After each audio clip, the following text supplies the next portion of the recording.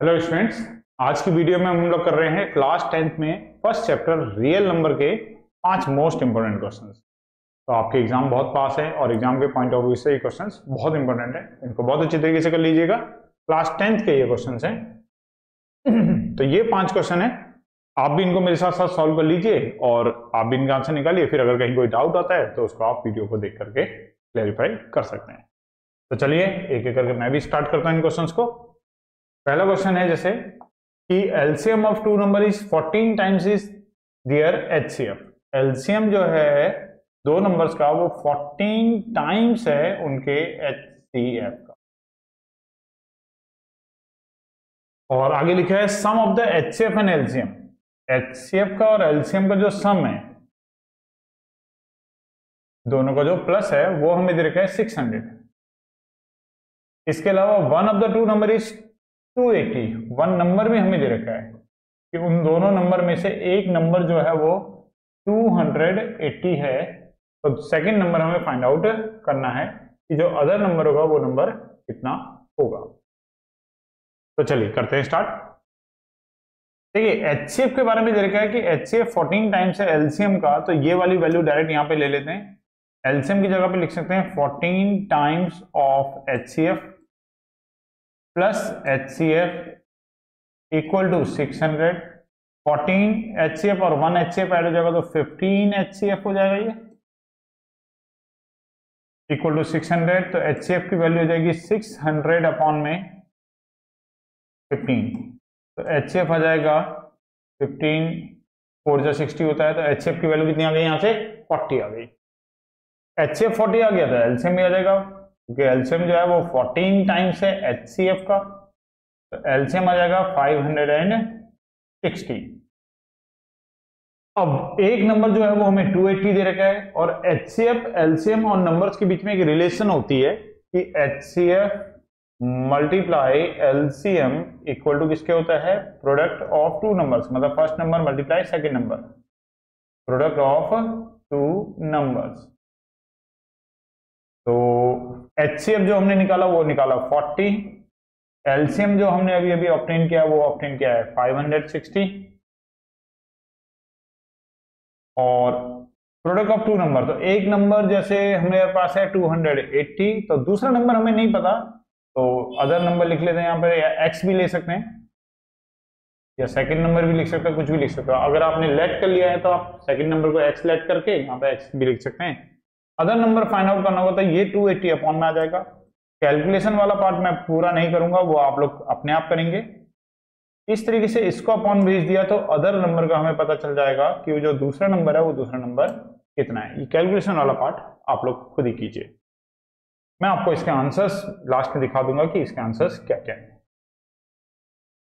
तो चलिए next question पे आते हैं। नेक्स्ट क्वेश्चन है find the smallest number which when increased by 17 is exactly divisible by 520 and 468।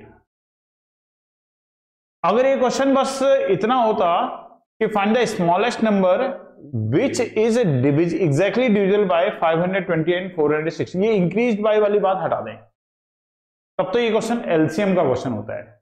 LCM का मतलब ये होता है लीस्ट कॉमन मल्टीपल, सबसे छोटा नंबर जो उन नंबर से पूरा पूरा डिवाइड होगा, यही मतलब एलसीएम का होता है। तो उस केस में हम इसमें डायरेक्ट क्या निकाल देते, एलसीएम निकाल देते। लेकिन यहां पे हमें लिखा है इंक्रीज बाय 17, तो चलिए एलसीएम तो हमें निकालना पड़ेगा अभी भी। तो 520 को अगर हम प्राइम फैक्टराइज करें, फिर 2 मैं प्राइम फैक्टराइज कर रहा हूं इसको। 5 5, 5 3 15 और 13 13। इसको चेक भी कर लेना बेटा, कोई कैलकुलेशन एरर हो तो आप लोग भी देखना। 2 2 4, 2 3 12, 0, 2 1 2, 2 3 6 0, 2 3 12, 2 5 9, 5 5, 5 3 15, 13 13। ठीक है।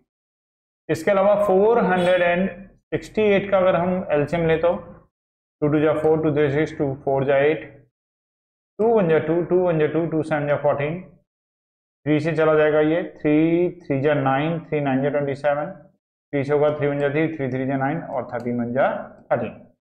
कि अगर हमने इन दोनों का प्राइम फैक्टराइज कर दिया, मैं इनका एलसीएम निकालने जा रहा हूं, तो पहले मैंने प्राइम फैक्टराइजेशन किया, तो प्राइम फैक्टराइजेशन पर ये जो आया, इसमें आया 2 की पावर 3 इंटू 5 इंटू 13, और इसके प्राइम फैक्टराइजेशन में 468 के प्राइम फैक्टराइजेशन में आया 2 की पावर 2, 3 की पावर 2 और 13। अब जरा समझ लीजिए, अगर आपको एलसीएम लेना भी नहीं आता है तो एलसीएम का तरीका मैं आपको यहाँ पर बता देता हूँ। पहले आपको प्राइम फैक्टराइज कर लेना है, और अब अगर आप इसका एलसीएम लेते हैं तो एलसीएम में क्या करना है, जो दोनों में एक कॉमन टर्म है, जैसे 2 यहां पर भी है, 2 यहां पर भी है, दोनों में आ रहा है, उसकी जो बड़ी पावर होती है वो एलसीएम में लिखी जाती है। एलसीएम में, एचसीएफ में किसको लिखते हैं, छोटी पावर को। तो 2 दोनों में है, बड़ी पावर 3 है, तो एलसीएम में आएगा 2 की पावर 3। 5 इसमें है, 5 इसमें नहीं है, लेकिन एलसीएम में आएगा, जो कॉमन नहीं होगा वो एलसीएम में लिखा जाएगा, सारा लिखा जाएगा, एलसीएम में कुछ भी छोड़ते नहीं है, बस जो सेम होता है उसकी बड़ी पावर लिखते हैं। 3 यहां पर है, 3 इसमें नहीं है, अगर 3 नहीं है तो भी एलसीएम में आएगा। 13 इसमें भी है, 13 इसमें भी है, बड़ी पावर लिखनी है तो दोनों की पावर सेम ही है, तो 13 लिखेंगे, और इसको मल्टीप्लाई कर लेंगे तो यहां से हमें क्या मिल जाएगा, एलसीएम। तो देखिए, ये कैलकुलेशन वाला पार्ट आप लोगों के लिए छोड़ रहा हूं मैं, यहां से आपको एलसीएम का पता चल जाएगा, मतलब वो लीस्ट नंबर का पता चल जाएगा जो इन दोनों नंबर से पूरा पूरा डिवाइड हो जाएगा। लेकिन आपको तो ऐसा नंबर चाहिए जिसको 17 इंक्रीज करने पर वो इनसे डिवाइड हो, ये लीस्ट नंबर है जो इनसे पूरा पूरा डिवाइड होगा। हमें चाहिए एक नंबर जिसमें हम 17 ऐड करें और फिर वो इनसे डिवाइड हो, तो इसका मतलब वो नंबर इस नंबर से 17 क्या होना चाहिए, कम होना चाहिए, क्योंकि इससे अगर 17 कम नंबर लेंगे और फिर ऐड करेंगे 17 तो यही नंबर आ जाएगा। तो हमें क्या करना होगा, इसमें से 17 को सब्ट्रैक्ट करना पड़ेगा। तो रिक्वायर्ड स्मॉलेस्ट नंबर अगर हमें चाहिए, तो जो हमारा रिक्वायर्ड नंबर है, वो रिक्वायर्ड नंबर निकालने के लिए हम क्या करेंगे, जो भी हमारे पास एलसीएम आएगा उसमें से हम 17 को क्या कर देंगे, सब्ट्रैक्ट कर देंगे, और फिर जो आएगा वो हमारे पास वही हमारा आंसर हो जाएगा। तो कंप्लीट आप लोगों को करना है, ये भी आंसर मैं बता दूंगा आप लोगों को। नेक्स्ट क्वेश्चन देखिए क्या है, the length breadth and height of a room are 8 metre 25 centimetre, ये लेंथ है, फिर 6 मीटर 75 सेंटीमीटर ब्रेथ है, 4 मीटर 50 सेंटीमीटर हाइट है। अब सुनना इसके आगे की लैंग्वेज क्या है क्वेश्चन की, ये तो रूम की डायमेंशन दे दी, आगे क्या है, find the length of the longest rod, length of the longest rod that can measure the 3 dimension of the room exactly. मतलब एक रॉड की लेंथ आपको बतानी है, जैसे सपोज क्या ये रॉड की लेंथ है, तो कितनी लंबी रॉड हम ले, what length that can be measure, हाँ हम उस रॉड की लेंथ हम कितनी लें कि जो उन रूम्स को क्या कर दे, एग्जैक्टली मेजर कर दे। एग्जैक्टली मेजर मतलब पूरी पूरी लेंथ आनी चाहिए, ऐसा ना हो कि कहीं पे जाया रॉड लास्ट में जाके पूरी मेजर नहीं कर रही है, आधी रॉड रह रही है वहां पर, ऐसे ना हो, पूरी पूरी रॉड मेजर करे। तो पूरी मतलब मैक्सिमम लेंथ हमें उसकी निकालनी पड़ेगी, मिनिमम नहीं, क्या निकालनी पड़ेगी, मैक्सिमम लेंथ निकालनी पड़ेगी। और मैक्सिमम लेंथ निकालनी पड़ेगी तो इसमें हम लोग क्या निकालेंगे, एचसीएफ। या आप इसको चीज को ऐसे भी समझ सकते हैं, 3 साइड्स हैं ये, इन 3 साइड्स को मेजर करने वाली एक रॉड की लेंथ हमें चाहिए, तो डेफिनेटली वो रॉड की लेंथ इन जो डायमेंशन है इनसे क्या होगी, छोटी लेंथ होगी। तो जब भी आपको छोटा नंबर निकालना होगा तो वो एचसीएफ से ही मिलेगा, जब भी आपको बड़ा नंबर निकालना होगा वो आपको हमेशा एलसीएम से ही मिल पाएगा। एचसीएफ से कभी भी बड़ा नंबर नहीं मिलता है और एलसीएम से कभी भी छोटा नंबर नहीं मिलता है। तो ऐसे भी आप एक आइडिया ले सकते हो कि आपको इसमें एचसीएफ करना है या एलसीएम करना है। रॉड की लेंथ इन डायमेंशन से सबसे क्या होगी, छोटी होगी। तो यहां से हमें आइडिया लग रहा है कि हमें इस क्वेश्चन में क्या निकालना है, एचसीएफ फाइंड आउट करना है। तो चलिए करते हैं। सबसे पहले डायमेंशंस को, जैसे लेंथ हमें दे रखी है, लेंथ दे रखी है 8 मीटर 25 सेंटीमीटर, इसको पहले पूरा सेंटीमीटर में ही कन्वर्ट कर लेते हैं। ये आ जाएगा 800 प्लस 25, मीटर को सेंटीमीटर में चेंज किया, 100 से मल्टीप्लाई करा, तो लेंथ हो गई 825 सेंटीमीटर। ऐसे ही ब्रेथ को देखेंगे, ब्रेथ दे रखी है हमें 6 मीटर 75 सेंटीमीटर, तो ब्रेथ हो जाएगी 675 सेंटीमीटर। ऐसी हाइट हमें दे रखी है और हाइट दे रखी है 4 मीटर एंड 50 सेंटीमीटर, तो हाइट हो जाएगी उसकी 450 सेंटीमीटर। तो ये लेंथ ब्रेथ हाइट आ गई। अब सेम उसी तरीके से इनको प्राइम फैक्टराइज कर लेंगे, 825 को प्राइम फैक्टराइज करेंगे तो 3 से हो जाएगा ये, 3 2 जा 6 और कैरी लगेगा 2, 3 7 जा 21, फिर कैरी लगेगा 1, 3 5 जा 15, फिर 3 से तो नहीं हो पाएगा, अब 5 से करते हैं, 5 5 जा 25, फिर 5 5 जा 25, फिर 5 से हो जाएगा 11, फिर 11 बन जा 11। प्राइम फैक्टराइजेशन करेंगे क्योंकि हमें इसका क्या फाइंड आउट करना है, एचसीएफ। तो देखिए इस क्वेश्चन में मैं आपको एचसीएफ के बारे में बता दूंगा कि एचसीएफ कैसे करते हैं। पिछले क्वेश्चन में मैंने एलसीएम पढ़ा था। नेक्स्ट है 675 और ये हो जाएगा 3 से हो जाएगा। मैं ऐड करके देख रहा हूँ, ऐड करने पर अगर 3 से डिवाइड हो रहा है तो इसका मतलब 3 से डिवाइड हो जाएगा। फिर दोबारा भी 3 से हो जाएगा, 3 7 जा 21 और 3 5 जा 15, फिर 3 से हो जाएगा, 3 2 जा 6, 3 5 जा 15 और 5 5 जा 25, 5 1 जा 5। एक बार दोबारा देख लेते हैं सही किया नहीं किया। 3 2 जा 6, 3 2 जा 6, 3 5 जा 15, 3 7 जा 21, कैरी 1, 3 5 जा 15, 3 2 जा 6, 3 5 जा 15, 5 5 जा 21। ठीक है, अब नेक्स्ट वाला 450, ये भी 3 से हो जाएगा, 3 1 जा 3 और कैरी लगा 3 5 जा 15 और 0, 3 5 जा 15 और 0, और ये तो 2 से भी हो सकता था, पहले हमने किया नहीं तो चलो 2 से आप कर लेते हैं। 2 2 जा 4, 2 5 जा 10, 5 5 जा 25 और 5 1 जा 5। ये है, एक बार 825 को वेरीफाई कर लेते हैं।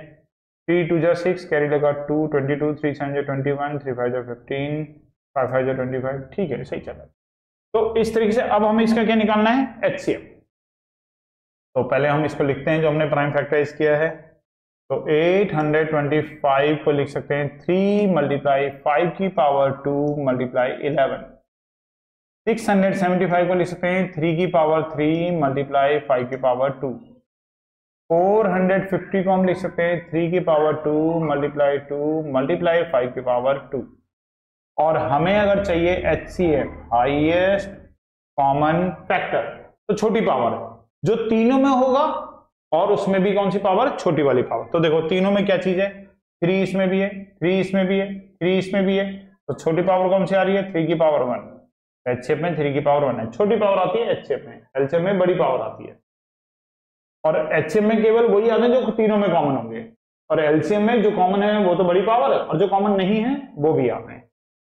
अब 5 5 5, छोटी पावर 5 की पावर 2 है तो 5 की पावर 2। बस अब कोई भी नंबर नहीं है, जैसे 2 इसमें है पर 2 बाकियों में नहीं है, 11 इसमें है पर 11 बाकियों में नहीं है, तो वो हम एचसीएफ में नहीं लिखेंगे। तो 5 5 जा 25, 25 3 जा 75 centimetre is the length of rod. जो रॉड उनको एग्जैक्टली मेजर करेगी उसकी लेंथ जो होगी वो 75 सेंटीमीटर हो जाएगी। तो चलिए नेक्स्ट क्वेश्चन पे आते हैं। इसके बाद बहुत इंपॉर्टेंट क्वेश्चन, छोटे मार्क्स में अक्सर आता रहता है, 2 नंबर 3 नंबर में ये क्वेश्चन अक्सर पेपर में आता है। मैंने इसमें 2 पार्ट्स रखे हैं पर दोनों पार्ट सेम ही हैं, तो एक पार्ट मैं करा दूंगा और एक पार्ट आप लोग अपने आप करना। देखिए 7 है, मल्टीप्लाई में 11 है, मल्टीप्लाई में 13 है, मल्टीप्लाई में 15 है और प्लस में 15 है, और एक्सप्लेन करना है कि ये कंपोजिट नंबर क्यों होगा। अच्छा, पहली बात तो कंपोजिट नंबर होते कौन से। कंपोजिट नंबर वो होते हैं जिनके 2 से ज्यादा फैक्टर होते हैं। जिनके 2 फैक्टर होते हैं वो प्राइम, और जिनके 2 से कम होते हैं जैसे 1, उसमें वो ना प्राइम होते हैं ना कंपोजिट होते हैं। हमें बताना है कि ये कंपोजिट नंबर क्यों है। तो अगर हम किस तरीके से ये वेरीफाई कर दें कि इसके 2 से ज्यादा फैक्टर है तो हम कह देंगे कि ये नंबर कैसा नंबर है, कंपोजिट नंबर है। कैसे करेंगे, देखिए 15 अगर हम कॉमन ले लें तो बचेगा 7 इंटू 11 इंटू 13 और प्लस में बचेगा 1, तो 15 इंटू और इसको ये 77 और 13 से मल्टीप्लाई करेंगे, 13 7 जा 91, 13 7 जा 91 और 9 को ऐड किया तो 100,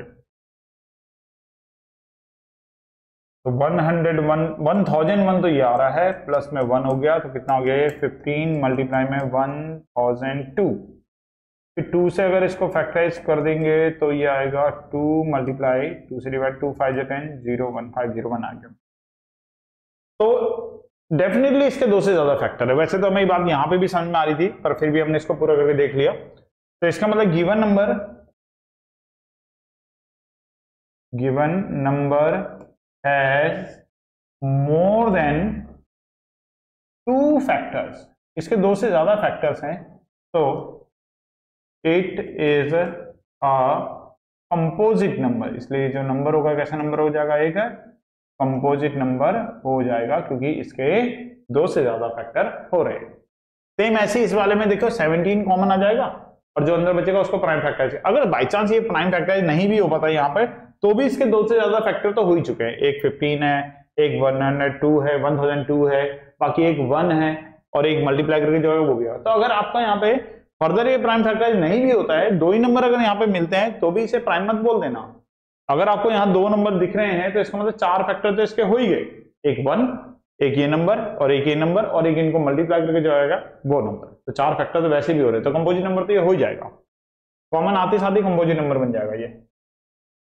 चलिए नेक्स्ट क्वेश्चन में देखते हैं। इसके बाद इसमें भी मैंने 2 पार्ट दिए हैं, लेकिन दोनों पार्ट एक्चुअली दोनों ही पार्ट बहुत इंपॉर्टेंट थे, तो मैं चाह रहा था एक ही पार्ट दूं पर उससे रहा नहीं गया, फिर मैंने दोनों ही पार्ट आपको दे दिए, क्योंकि एग्जाम में डेफिनेटली या तो ऐसा या ऐसा, इन दोनों में से कोई एक क्वेश्चन आपको एग्जाम में पक्का मिल जाएगा। तो चलिए एक एक करके दोनों पार्ट्स की बात करते हैं। पहले हम फर्स्ट पार्ट की बात कर लेते हैं।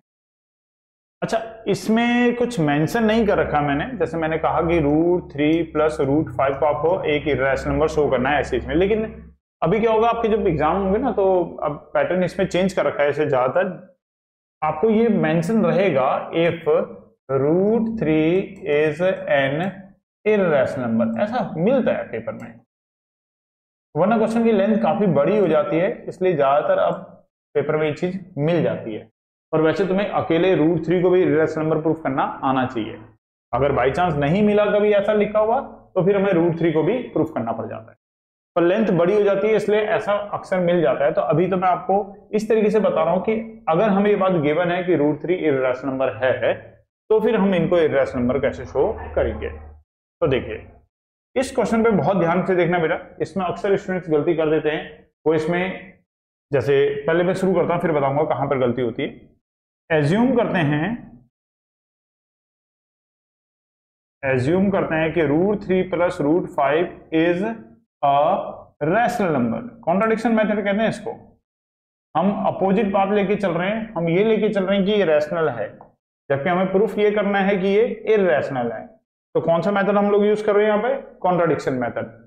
हम ये रैशनल लेके चलेंगे, बाद में ये प्रूफ कर देंगे कि हमारा ये अजम्पशन गलत है।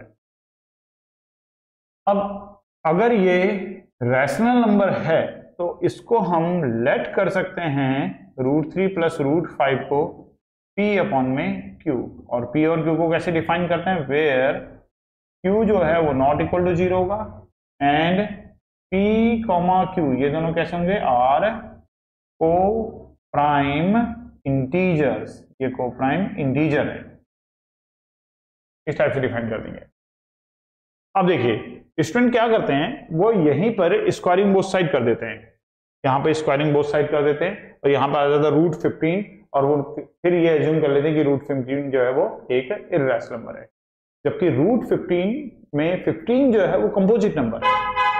तो ये वाला जो मेथड जो चलता है वो हमारा रूट के अंदर प्राइम नंबर के लिए चलता है, कंपोजिट नंबर के लिए नहीं चलता है। इसमें जो हम कॉन्सेप्ट यूज करते हैं वो प्राइम नंबर के लिए ही चलता है। तो ध्यान रखना है कि यहाँ पर आपको स्क्वायरिंग बोथ साइड नहीं करनी है। फिर करना कैसे है? अब आप यहाँ पे गौर करो कि आपको इररेशनल नंबर कौन सा गिवन है। आपको √3 इररेशनल गिवन है, √3 इररेशनल गिवन है, तो √3 को आप उस साइड लेके चले जाओ P/Q की तरफ। तो P/Q माइनस √3। ध्यान रखना जिसको जो आपको इररेशनल गिवन है उसी को ले जाना है आपको उधर, उसको उधर ले जाने के बाद फिर करना स्क्वायरिंग बोथ साइड। तो ये हो जाएगा √5 का स्क्वायर, ये हो जाएगा P/Q माइनस √3 का स्क्वायर। √5 का स्क्वायर किया 5 आ जाएगा, यहां पर आ जाएगा P²/Q² प्लस 3 माइनस 2P/Q और √3 आ जाएगा। अब यहां से हम √3 को सेपरेट कर लेंगे। कैसे करेंगे देखिए,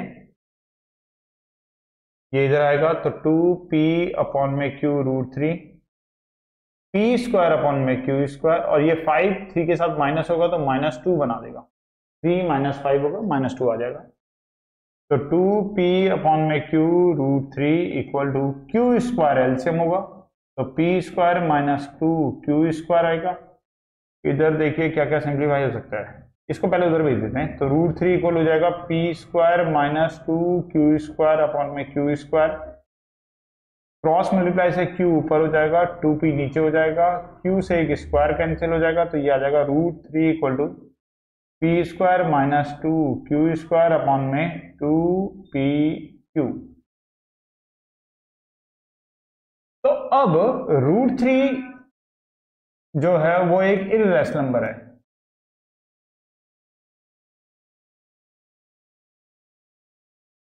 √3 जो है वो एक इर्रेशनल नंबर है, ऐसा हमें गिवन है। और जो ये आएगा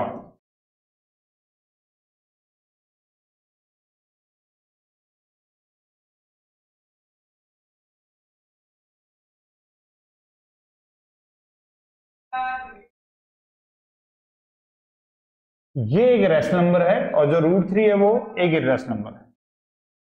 तो कभी भी इर्रेशनल नंबर रैशनल नंबर के इक्वल नहीं हो सकता, तो √3 जो होगा वो नॉट इक्वल होगा P square minus 2q square upon में 2pq के इक्वल नहीं होगा। और अगर पहले हमने जो एज्यूम किया था उसके अकॉर्डिंग इन दोनों को क्या होना चाहिए था, इक्वल होना चाहिए था। अरे हमारे अजम्पशन के अकॉर्डिंग ये दोनों कैसे थे, इक्वल थे। लेकिन अगर एक इर्रेशनल नंबर है और एक रैशनल नंबर है, तो इर्रेशनल नंबर जो है वो रैशनल नंबर के इक्वल तो हो ही नहीं सकता। तो इसका मतलब हमारा जो अजम्पशन हो गया वो क्या हो गया, गलत हो गया। Assumption is wrong. और अजम्पशन रॉन्ग होने का मतलब क्या हो गया कि ये जो √3 प्लस √5 हमने रैशनल लिया था, ये बात गलत है। तो √3 plus √5 is an irrational number. ये नंबर कैसा हो जाएगा, एक इर्रेशनल नंबर हो जाएगा। तो इस टाइप से कॉन्ट्रडिक्शन मेथड कहते हैं। हम पहले उसे रैशनल लेके चले, लेकिन बाद में हमने प्रूफ कर दिया कि हमारा अजम्पशन गलत है, तो इसका मतलब वो रैशनल नहीं है, वो एक इर्रेशनल नंबर। तो ये क्वेश्चन बहुत ध्यान से कर लेना। और क्वेश्चन कैसा है, ये दोनों पे रूट लगा हुआ है, √3 भी है और √5 भी है। उसके बाद ये वाला क्वेश्चन है, ये थोड़ा सा आसान रहता है, इसमें हमें स्क्वायरिंग बोथ साइड वगैरह काम नहीं करना पड़ता। इधर कर देता हूं मैं इसको। तो इसमें भी स्टार्टिंग में हम ऐसे ही करेंगे, एज्यूम करेंगे, एज्यूम दैट 5 माइनस 3/7 √3 जो है वो एक इज अ रैशनल नंबर। ये एक रैशनल नंबर एज्यूम किया। अगर ये रैशनल नंबर है तो लेट कर लेंगे 5 माइनस 3/7 √3 इक्वल टू कितना ले लेंगे, p अपॉन में q। डेफिनेशन वही लिख लेना सेम जो अभी पहले लिखवाई थी, और यहां से √3 को सेपरेट कर लेंगे। तो 5 माइनस p अपॉन में q इक्वल टू 3/7 √3। यहां अगर एलसीएम लेंगे तो q एलसीएम हो जाएगा, तो 5q minus p equal to 3/7 √3। Cross multiply कर देंगे तो 7 ऊपर आ जाएगा, 5q माइनस p अपॉन में 3q इक्वल टू √3। तो ये वाला नंबर है, ये कैसा नंबर है, रैशनल, और ये कैसा नंबर है, इर्रेशनल। तो सेम वही लैंग्वेज जैसा भी हमने उसमें लिखी थी कि √3 जो है वो कैसा नंबर है, इज एन इर्रेशनल नंबर। और 7 5q माइनस p अपॉन में 3q जो है वो कैसा नंबर है, रैशनल नंबर है। तो ये दोनों इक्वल नहीं हो सकते हैं, और ये अगर दोनों इक्वल नहीं होंगे तो अजम्पशन रॉन्ग हो जाएगा। और अजम्पशन रॉन्ग होने का मतलब जो नंबर है वो कैसा नंबर हो जाएगा, एक रैशनल नंबर। तो इसका मतलब √3 जो होगा वो नॉट इक्वल होगा 7 5q माइनस p अपॉन में 3q के इक्वल नहीं होगा। तो इससे हमारा जो अजम्पशन है वो गलत हो जाएगा, अजम्पशन इज रॉन्ग। और अजम्पशन रॉन्ग होने का मतलब ये हो जाएगा कि जो हमारा क्वेश्चन था 5 minus 3/7 √3 is an irrational number. ये नंबर रैशनल नहीं होगा बल्कि ये इर्रेशनल नंबर हो जाएगा। मैं आपको पीछे के उन दो क्वेश्चन के मैंने आंसर यहाँ पे लिखे हुए हैं, तो मैं दिखा देता हूँ। फर्स्ट क्वेश्चन का आंसर आएगा आपका 80, सेकंड का आंसर आएगा 4663, और थर्ड क्वेश्चन का आंसर आ जाएगा आपका 75 सेंटीमीटर। ये तो हमने पूरा कर ही लिया था, तो थर्ड क्वेश्चन का आंसर हमारा 75 आया था। बाकी फर्स्ट और सेकंड क्वेश्चन का आंसर आपके 80 और 4663 आ जाएंगे। तो वीडियो पसंद आई हो तो बेटा इसे लाइक जरूर करना, सब्सक्राइब जरूर करना चैनल को, और अपने फ्रेंड्स के साथ भी शेयर करना, और बेल नोटिफिकेशन को भी ऑन कर देना। थैंक्स।